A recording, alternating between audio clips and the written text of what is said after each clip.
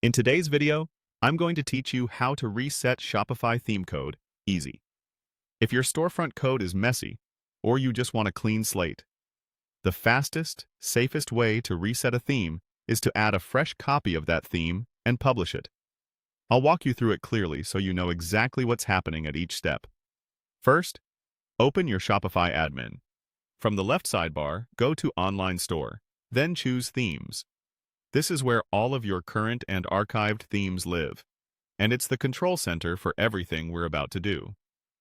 Next, open the Actions menu beside your current theme and choose Rename.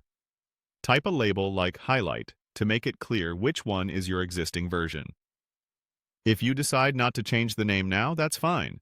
Click Cancel. This part is just to help you keep track. We'll finalize naming in a moment. Now, click Import Theme to open the theme options and choose Visit Theme Store. This takes you to Shopify's official theme catalog, where you can grab a pristine copy directly from the source.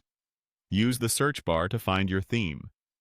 In this example, we're opening the Horizon theme page. On the theme page, click Add New Copy. Shopify will add a brand new, untouched version of that theme to your theme library in the admin. Back in your Themes page, find the newly added copy. Open its Actions menu, select Rename, and give it a clear name so you can instantly recognize it. For example, Highlight or Horizon Fresh. Click Save. Good naming helps you avoid publishing the wrong version by mistake. When you're ready, click Publish on that fresh copy. Shopify will ask you to confirm since publishing makes this version live on your storefront. Click Publish again to confirm. That's it. You've reset your theme code by switching to a clean, factory fresh copy. A few helpful notes as you wrap up. Publishing a new copy resets the theme's code to its default, but it doesn't delete your previous version. Your old theme remains in your library, so if you need to reference custom code or settings later, it's still there.